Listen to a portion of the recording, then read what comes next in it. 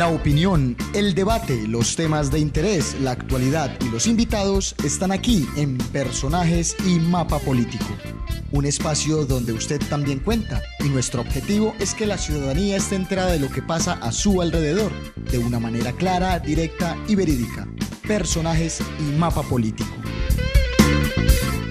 Gracias y buenas noches. Como dice nuestro director Luis Javier Castaño Ochoa, somos soldados de Dios. Aquí estamos con Davis González en la producción, Rubén Darío Pérez en la presentación. Lo habíamos prometido en el programa anterior y el doctor Gabriel Zapata Correa ha tenido la generosidad, la amabilidad y la cortesía para con Luis Javier Castaño y con ese servidor de regalarnos otro espacio. El doctor Gabriel Zapata durante muchísimos años en el Congreso de la República ha estado liderando temas tributarios, temas de presupuesto nacional y lógicamente temas políticos que tocan con reformas constitucionales, vale decir lo que hoy manifiesta como reforma del Estado o la reforma del equilibrio de poderes. Así que, doctor Gabriel, de nuevo, bienvenido, una feliz noche y gracias por atendernos de parte del doctor Javier Castaño y este amigo Rubén Darío, de nuevo el agradecimiento con su generosidad. Muchas gracias, Rubén Darío, por la invitación, un saludo a la teleaudiencia y un abrazo para Javier Castaño. Bueno, tenemos tres temas gruesos, tres líneas gruesas. Primera línea gruesa, que le está tocando el bolsillo a más de uno, se llama reforma tributaria. ¿Sí o no? Bueno. Segunda línea gruesa, presupuesto nacional. Con un gran titular en negrilla, pues de la cosa más aterradora del mundo, que uno dice, por Dios, ¿qué está pasando? Y es lo que ha también alertado la oposición en cabeza del Centro Democrático. Iván Duque Márquez, el senador, lo ha dicho, al igual que Alfredo Ramos Maya, senador. Dicen, presupuesto desfinanciado. Ahorita vamos a explicar qué es eso de presupuesto desfinanciado. Y la tercera, pues lo acabo de mencionar. Ha dicho Juan Fernando Cristo Bustos que la reforma al Estado o reforma de equilibrio de poderes no es ninguna ni reforma política, ni reforma electoral, ni reforma a la justicia, sino que es una reforma al equilibrio de poderes. Ya por ahí Robledo, el senador del Polo, salió a decir que eso es un sancocho, que eso es un enredo ahí porque mezclan temas judiciales con temas políticos, con temas electorales y que eso es una verdadera, no sé si llamarlo mazamorra o qué sé yo, pero que eso no tiene unidad de materia, dice el doctor Jorge Robledo, el que está en la oposición también al gobierno de Juan Manuel Santos. Entonces son tres líneas gruesas, doctor Gabriel, no sé por cuál comenzamos, ya usted me dirá si por la tributaria o por dónde. Pues arranquemos la tributaria, pasamos al presupuesto y terminamos con la reforma de poderes. Perfecto. Reforma tributaria, el ABC de la reforma tributaria. Bien de coquito para que nuestro televidente efectivamente, Rubén, lo que en un principio se miraba de una forma sencilla, que era simplemente dos aspectos importantes. Uno, mantener en el tiempo 4 años más el impuesto a patrimonio. El otro, mantener en el tiempo, porque venía su desmonte del 4 por 1000. Hasta ahí se había hablado del tema. Pero cuando ya empezó a anunciar el ministro de Hacienda que se bajaba la base del impuesto al patrimonio a 750 millones, pues es obvio que todo el mundo puso el grito en el cielo. Y además, que se subía la tasa, que estaba prácticamente en unos 5, pasaba como a 2.25. Así es. A 2.25, entonces volvió todo el mundo y dijo, ahí sí que peor, porque realmente eso tiene un impacto de desinversión en el país muy grande, porque entonces todo el mundo lo que va a hacer es, ante estos hechos, pues esconder el capital. Es obvio que el ministro lo hace muy hábilmente, porque en este momento todas las empresas, o sea, las personas jurídicas y las personas naturales obligadas a declarar renta, prácticamente ya declararon, y el impuesto al patrimonio se hará sobre la base de la declaración de renta del año 2013, o sea, la que presentamos este año.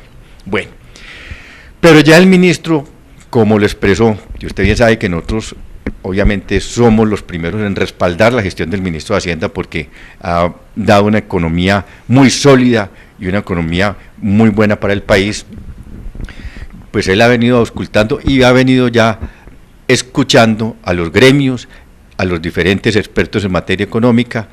Unos habían dicho, como los de ANIF, hagan una reforma de fondo estructural, pero una reforma de fondo estructural ahora implicaría prácticamente un año de discusión, cuando lo que busca el ministro es precisamente... Una medida de choque. No una medida de choque, sino, como siempre ocurre con los presupuestos generales de la Nación, como dicen Iván Duque y Alfredo Ramos, siempre se encuentran desfinanciados, pues tienen que entrar a financiarlos con nuevos ingresos en materia tributaria. A tapar huecos. Pero más, no llamar tanto tapar huecos, sino que como la demanda de los diferentes ministerios, tú has visto que, por ejemplo, la ministra de Educación dijo, necesito más de 4 billones de pesos. Bueno, igualmente salen de todos los despachos de los ministros los requerimientos y diciendo al ministro de Hacienda, entonces el ministro de Hacienda dice, mire lo que está pasando ahora con esa Agencia Nacional de Protección. La Unidad Nacional. La Unidad Nacional de Protección, entonces pues, va a tener que montar esquemas de seguridad a fin de año porque no tiene que pagarlo. Que está en un déficit de más de 70.000 millones de pesos, cuando el mismo ministro de Hacienda dice, pero ¿cómo si este año le hemos entregado más de 300.000? Pero ahí hubo un foco de corrupción ya denunciado, sí, claro, con problemas de fiscalía. Pero bueno, son cosas que hay que asumir. Efectivamente, pero de todas formas, mira que uno que ha visto es la experiencia que siempre ocurre cuando todos los ministros y todos los despachos empiezan a decir cuáles son sus necesidades, que es obvio que ya el ministro de Hacienda pues se ha apretado el cinturón y como tal lo tiene que hacer. Entonces viste que hubo una discusión pública a través de Twitter y todo con el ministro del Interior y el ministro de Hacienda. Entonces, pero bueno, de todas formas, realmente en materia tributaria, entonces ya se empezaron a escuchar voces.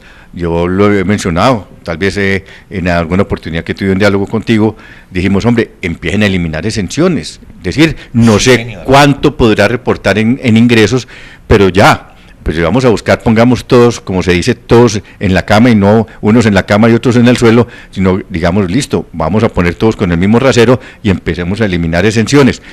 Entonces, realmente ahí tendrá que encontrar, ese es un tema de discusión que seguramente se traerá en el Congreso. Exenciones, por ejemplo, un ejemplo. Voy a ponerle una que es muy sensible, que es muy importante, pero que realmente dio un gran avance, pero bueno, hay que mirarla hasta donde ya que en el sector turístico, o sea, en las inversiones hoteleras y en las remodelaciones. Bueno. En el sector agrícola, en los cultivos de tardíos rendimientos. De pronto no. Pero no, yo sí soy un defensor de la labor de las cooperativas, porque han hablado de que ahora, a las fundaciones, sí, estoy de acuerdo que a las fundaciones, porque detrás de las fundaciones sí se está disfrazando una evasión total. También se tocó el tema, que se ha tocado en casi todas las reformas tributarias, es vamos a luchar contra la evasión, vamos a pedir cárcel para los evasores. Realmente cuando les hablan a uno de los niveles de evasión, se calcula que hay evasión que puede sumar más de 20 billones de pesos, la evasión. Pero uno siempre dice, bueno, si eso fuera tan fácil, que uno cree que los tiene identificados, porque los contrabandistas los tienen identificados, los evasores los tienen que tener identificados. Entonces uno dice, ¿por qué la DIAN no le está cayendo? Le cae siempre a los buenos y no le cae a los que verdaderamente están evadiendo impuestos. Pero yo sí soy partidario de castigar severamente a los evasores, porque Colombia parece que es el único país que no tiene cárcel para los evasores de impuestos. O sea, que esa reforma tributaria que se inicia, vi al ministro de Hacienda en Ibagué cuando ya intervino, lo vi supremamente abierto, conciliador en ese tema. Usted sabe que FENALCO fue el más radical en esa materia, porque ellos saben que con el impuesto al patrimonio, con que subieran 2 puntos del IVA, pues prácticamente ese crecimiento del comercio en el país se iba a venir al suelo. Muy bien.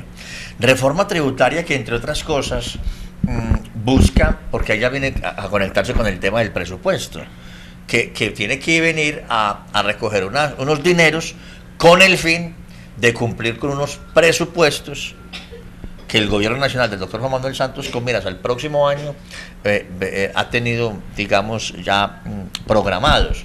Esa es la conexión directa, ¿cierto? Reforma tributaria para el tema del presupuesto. Sí, realmente cuando ya se está desbalanceado el presupuesto, como efectivamente está desbalanceado, se tiene que hacer una reforma tributaria que la tienen que tramitar las comisiones conjuntas económicas, porque la ley quinta dice muy claro, cuando hay que balancear presupuesto, de inmediato las comisiones conjuntas económicas lo abordan como si tuviera mensaje de urgencia para poder que se haga el trámite respectivo. Que es lo que han venido haciendo todos los miércoles, entiendo, en Bogotá por estos días. Sí, lo que pasa es que entiendo que todavía no han radicado el texto.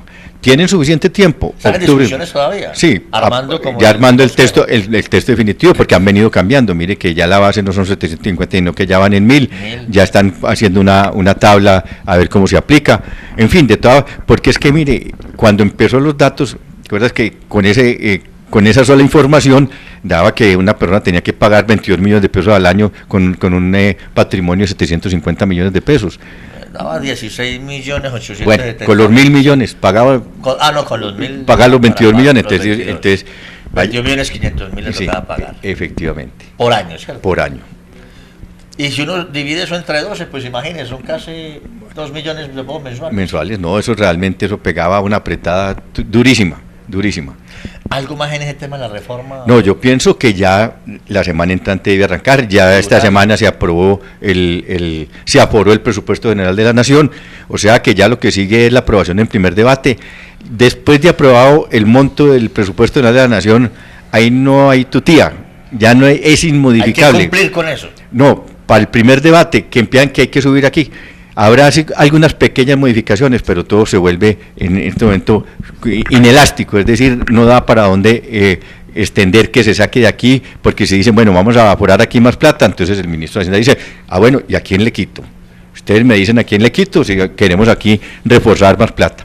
Yo creo pues que de todas formas ya pasa el presupuesto en primer debate, ya el segundo debate se vuelve simplemente un debate de la oposición de críticas al presupuesto, como siempre ha ocurrido, pero realmente ya pasa derecho.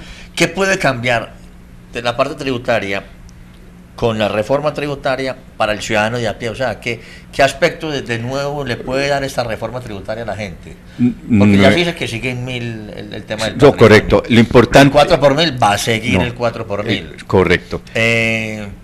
No, ya le da tranquilidad al colombiano común y corriente, porque están todos asustados. Bueno, ya había anunciado 2 puntos del IVA, ya no van los 2 puntos del IVA, o sea que ya hay tranquilidad. En 16. Se queda en 16. Ya no va a 18. No va a 18, ya eso lo anunció el ministro, que o sea, no que va. Va a quedar igual prácticamente, ¿no? No, como estamos en materia del IVA, o sea que es inmodificable. Simplemente es mirar a ver cómo el ministro, a través de sus asesores, a ver ese tema de las fundaciones, de esas asociaciones, de mirar todo eso que seguramente lo van a desmontar, los van a poner a pagar impuesto de renta, de mirar a ver qué tema le van a meter a los evasores, porque hay mucho evasor en el país. Es que los niveles de evasión del país en materia de renta y de IVA, pues superan el 25%, o sea que eso es mucha plata, o sea que tienen que ir detrás de esos, y esos sí me imagino que son los que deben estar más asustados.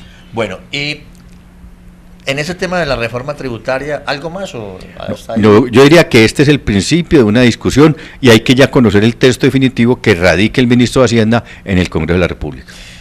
Y tratar de ir proyectando, lo que pasa es que ahora no se puede, pero ir proyectando de verdad la reforma estructural, o vamos a seguir año tras año con reformas. Es que la reforma estructural, si tú radicas una reforma estructural, te da para una discusión que supera este resto de periodo legislativo. Es decir, no es capaz el gobierno de sacar una reforma estructural de aquí a diciembre, y ellos necesitan tener aprobada una reforma, balancear el presupuesto del año entrante con los recursos que le genera la reforma tributaria.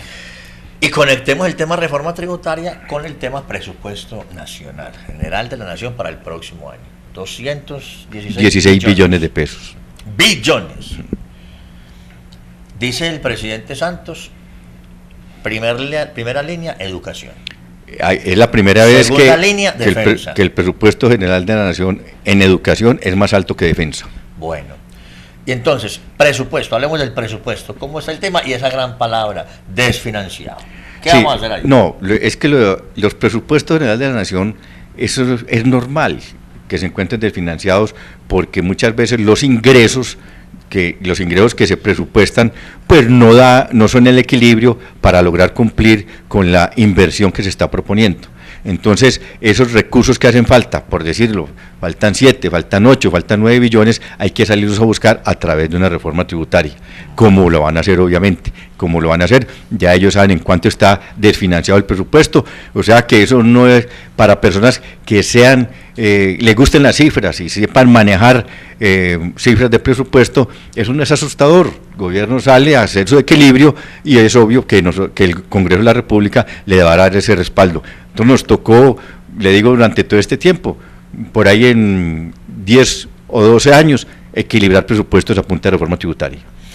Entre otras, uno pensaría que otra saldría muy triste, pero puede ser empezar, como dicen, a recortar subsidios. ¿Esa podría ser una salida o no es tan...? Pero depende del tipo de subsidios, porque subsidios que tengan mucho impacto social yo creo que no se deben recortar. Perfecto. Eso verdaderamente sería un caos, porque mira que aquí se está luchando contra la pobreza y contra la extrema pobreza. Así es, y el presidente Santos tiene en su cabeza seguir rebajando esos porcentajes que hay en el país. O sea que por el tema de los subsidios de alto impacto social, yo creo que no es el camino. Subsidios que existan para otro tipo, para otras actividades, pues lo tenemos que mirar.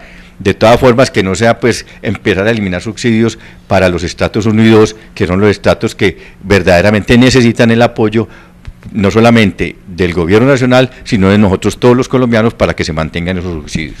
El presupuesto, tenemos unas cifras gruesas más o menos, de 216 billones el total. Sí. Educación se habla de 28 billones. Está hablando de más de 25 billones de pesos. Bueno, Sí. defensa es el que sigue con Defensa un sigue, menos, sí, sigue ahí como que con de 23, educación. 24 billones. Bueno. Y lo importante ahí que están hablando Eso. de más de 47 billones en materia de inversión.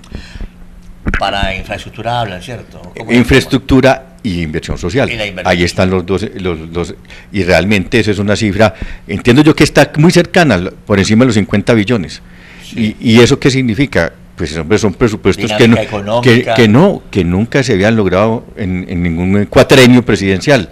Ya lo hicieron para este año 2014, esperemos las cifras del cumplimiento de esa inversión, porque se aforó el año pasado una importante, casi 47 billones de inversión. Necesitamos que los diferentes ministerios empiecen a decir cumplimos tanto porcentaje en materia de inversión. Claro.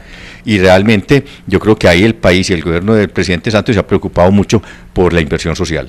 Los que son hábiles en cifras y conocen el tema a fondo, pues también pueden jugar con ellas y le pueden meter política al tema. Entonces decir, no, es que es un gobierno derrochón y entonces con tanta mermelada, pues claro, se desfinanció todo.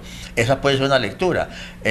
¿Usted está de acuerdo con los que piensan así? Que este es un gobierno derrochón, que es un gobierno que está votando o que está acabando con la gallinita de los huevos de oro, porque entre otras vienen temas de hondo calado desde el punto de vista financiero para el país. Es que ya Ecopetrol no es la misma de hace 2, 3, 4, 5 o 10 años atrás. Casos, por ejemplo, muy puntuales. Viene el posconflicto, que va a requerir un hondo calado de inversionista del gobierno para que toda esta gente que termina entregando las armas, pues hay que ponerlos a hacer algo. Y por eso también sí, las campañas Soy Capaz y el compromiso de la empresa privada y de la sociedad en general y de los medios. Pero entonces el tema es, ¿el gobierno sí es o no es derrochón? ¿O qué está pasando realmente yo diría, con el gobierno? Y dentro del presupuesto, ¿cómo es el porcentaje de funcionamiento? Que sería no, realmente yo puedo decirlo con conocimiento de causa, el gobierno no es derrochón. Nosotros lo que sí tenemos es que, como ha ocurrido y se ha identificado por parte de los organismos de control, pues donde ha habido corrupción, por ahí ha habido un desangre. Entonces hay que taponarlo. Entonces, si eso se empieza a sumar, tú miras que hay una situación muy complicada. El gobierno del presidente Santos tomó la decisión de montar una agencia de defensa del Estado. Es que por ahí se iba, es decir, el Estado colombiano puede tener demandas que superan los 80 y 90 billones de pesos, y por lo general todas esas demandas, por falta de estar atentos a ella, venía el Estado permanentemente perdiendo todas las demandas. Montaron esa Agencia Nacional de Defensa del Estado y por ese camino, pues obviamente también se frena el desangre de muchos particulares que viven de ese negocio, de estar demandando al Estado para ganarse la pelea, porque saben que el Estado pierde casi todas las peleas. Entonces ya le pusieron también límite. O sea que por eso también hubo un control donde veía uno que se iban recursos. Yo diría que la labor que ha venido haciendo el gobierno y lo que están proponiendo, es decir, como lo dijo el ministro de Hacienda, que es obvio que yo creo que esa palabrita no le gusta a los ministros, austeridad en el gasto. Austeridad en el gasto significa en todo, hasta en lo más mínimo, hasta en los viajes que tengan que hacer los ministros. Austeridad completa, austeridad en todos los estamentos, que es lo que le puede dar la posibilidad al gobierno nacional de moverse dentro del presupuesto general de la nación. Tú ves también que el servicio de la deuda es bastante alto. Es decir, el país ha estado muy endeudado. No, pues es que el porcentaje del presupuesto, eso representa, yo creo que más de 35, 40 billones de pesos. No. Y otro tema que eso es muy fuerte en el presupuesto, el tema pensional. donde el gobierno La tiene famosa que... bomba pensional. Que pues el gobierno lo que hace es, para poder garantizarle a los pensionados su platica, pues aforar un monto muy importante que supera los 30 billones de pesos para responder por las pensiones del país. O sea que en ese sentido... Y el tema de Ecopetrol. El tema de Ecopetrol uno ha visto que lo han venido manejando desafortunadamente, pues lo han venido manejando. A mí me parece que Javier Genaro es un tipo interesante, un tipo buen administrador. Aquí a Ecopetrol nunca se ha querido que se toque con política, esperemos, porque desafortunadamente los últimos atentados también han afectado esta situación de la producción petrolera que es tan importante. Pero mire, ahí hay un fenómeno que no estaba previsto en la parte económica y que está dando unos resultados que van a ser importantes. Mire dónde va el nivel de cambio. Se está acercando a los 2.000 pesos y están diciendo... El Cárdenas ya está subiendo. Entonces, de 1950 a 2.000, 2.100, que es lo que quiere el presidente. Correcto, o sea que cerró la semana pasada en 1.990 y pico, algo así, y esperan que a diciembre esté por encima de los 2.000. Eso genera un ingreso importante para las exportaciones, es decir, y particularmente el petróleo y el carbón. Entonces todo eso va generando unos nuevos recursos para el Estado colombiano. Aunque proporcionalmente perjudique la deuda externa. Sí, pero eso se maneja, es decir, de todas formas, mire que el gobierno nacional en su momento hizo una cosa muy importante, este ministro de Hacienda y el anterior, que es ir cambiando deuda en dólares por deuda en pesos, que eso era fundamental. Y entonces al aprovechar ese nivel que había de cambio, pues le salía mucho más barata tenerla en pesos que tenerla en dólares, que fluctuaba y de pronto podía subir. O sea que tienen también mucha deuda en pesos. Ya tocamos reforma tributaria y tocamos también el tema del presupuesto general de la nación. Nos queda el equilibrio de poderes. ¿Si es equilibrio realmente de poderes? Uno entiende, Rubén Darío, que sí. Es reforma política. Tiene todo. Retazos, como dice peyorativamente el senador Robledo. No, tiene todos los ingredientes. Yo, por lo menos, puedo decirlo con toda tranquilidad. A ningún congresista de la oposición ha visto con buenos ojos cuando se radican reformas constitucionales del Estado, o cuando se radican reformas constitucionales en la justicia, o reformas constitucionales en la política o en lo electoral. Yo creo que lo que están presentando va con el camino de buscar ese equilibrio que se necesita entre los poderes en el país para no seguir con esa competencia. Pero yo sí estoy de acuerdo con algo que he defendido el Congreso y lo seguiré defendiendo ahora que estoy por fuera del Congreso. Sí. Yo no soy amigo de que el Congreso vaya perdiendo facultades en su momento de elección y de participación en esa democracia. Es decir, el Congreso siempre nos vamos cercenando. Nos hemos quitado unos poderes que ha tenido el Congreso de la República y de eso sí no soy partidario. Yo estoy seguro que el Congreso no le caminará a ese tema. Pero sí hay que buscar ese equilibrio de poderes y estoy de acuerdo con eso. Mire cómo se armó la discusión con el tema del vicepresidente en la inhabilidad para aspirar a la presidencia. Bueno, realmente yo creo que ya el Congreso de su sabiduría tomará la mejor decisión, pero ahí está, la oposición es la que está a dar la batalla, pero creamos que la gente que está allí, tanto los que hacen parte de la Unidad Nacional como los que hacen parte de la oposición, es gente responsable como congresistas, como colombianos, y buscarán la mejor reforma en esa materia de equilibrio de poderes para el país. Se está hablando de equilibrio de poderes porque la reelección desequilibró todo este balance de poderes. Ya la reelección se elimina, que ya es un compromiso y todos están totalmente de acuerdo con el tema. Viene ahora un punto que no sé el Congreso cómo lo va a mirar ahí, es que le están proponiendo limitarle los periodos que un congresista puede permanecer en el Congreso. A 2 no más. Pues 1 y 2 más, creo yo, que entiendo que son 3. El que le eligen y repetir otros 2. ¿Así la está escrito? Así entiendo yo, lo leí en la prensa. Pero están dando otra gabelita. Lo están dejando ser a los congresistas, ministros. Pero ese es un tema muy... Embajadores o incluso aspirantes a alcaldías o a gobernaciones sin necesidad de dejar la columna. Sí, pero en ese tema de unas por otras. De ministros y embajadores, yo siempre estaba de acuerdo porque eso no tenía ninguna razón de ser. Sí. En el tema de eso sí va a haber una discusión de mucho fondo, porque ¿cómo hace el que no sea congresista para hacer una campaña, una alcaldía, una gobernación? La desventaja va a ser muy grande, sí. Porque pues nosotros como congresistas tenemos unas gabelas muy importantes que en un momento dado nos dan a uno una ventaja real sobre otros que no sean congresistas. Pero bueno, eso yo creo que en su sabiduría el Congreso lo sabrá sacar adelante y esperemos que sea lo mejor para el país. Bueno, En esta reforma dicen también hay temas jurídicos. ¿Conoce algo sobre el aspecto ahí? No, sobre eso no, pues obviamente no tengo el conocimiento profundo. De la reforma a la justicia.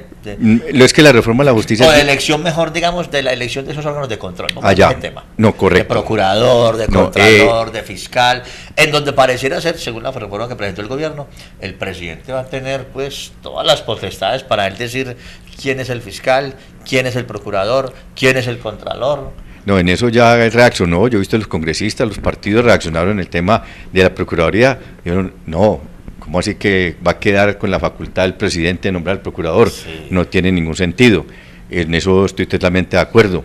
Ya en el tema de mirar el tema de la Contraloría, de mirar el tema de los magistrados que elige el Congreso, que son de Corte Constitucional del Senado, del Consejo Nacional Electoral, el Defensor del Pueblo. Acaban el Consejo de Estado, entiendo. El Consejo Nacional Electoral. ¿Es el que acaban? Sí, es el que está proponiendo el Centro Democrático que se acabe. Se acaba Comisión de Acusaciones. Y pero la Comisión de Acusaciones, en eso yo estoy de acuerdo. Porque realmente, desafortunadamente, no por ineficiencia, sino yo no sé, por la capacidad de no tener la logística para poder hacer esas investigaciones y ser bastante ágiles en dar resultados, en eso yo diría que me parece a mí, debe haber ese tribunal que están proponiendo. Y cerramos en ese minutico con algo de reforma política que toca con lista cerrada obligatoria para cada partido y voto obligatorio para cada ciudadano. Yo, por formación, me encanta la lista cerrada. Es decir, eso le da una disciplina a los partidos. Primero que todo, pues es obvio con unas reglas del juego muy claras en materia de cómo son la selección interna, sí. Porque no se puede dejar una lista cerrada para el bolígrafo, eso sí me parece horroroso. En el tema particular del voto obligatorio, a mí sí me ha gustado, porque es que en definitiva, verdaderamente, pues nosotros consideramos que una legítima elección es que mueva el 80-85% del electorado. Bueno. Y equiparar los periodos de alcaldes, gobernadores, concejales, diputados y juntas administradoras locales con el de presidencia, vicepresidencia, Senado y Cámara y Parlamento andino. ¿Eso qué? No, Parlamento andino ya no hay elección. Ah, bueno, ya no hay elección. Ya el Parlamento andino, la escogencia quedó en las cámaras. Ya eligieron inclusive. Del Congreso, sí. Ahí nos quedaron tres antioqueños. Saludo para Duque, para Germán Hoyos y para Oscar Darío. Sí, verdaderamente, eso es importante. Yo creo que para Carlos Eduardo allá en el Tolima que nos está viendo, y para el amigo Gómez Amín del Atlántico, que también quedaron del Parlamento andino. Excelente, muy Saludo bueno. para ellos. Muy buena representación.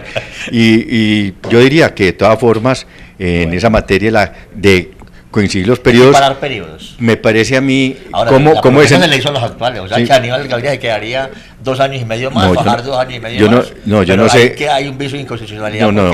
Pueden elegir uno más para 4 años, no les pueden regalar. No. Eso se cae en la Corte. Eso se cae en la Corte.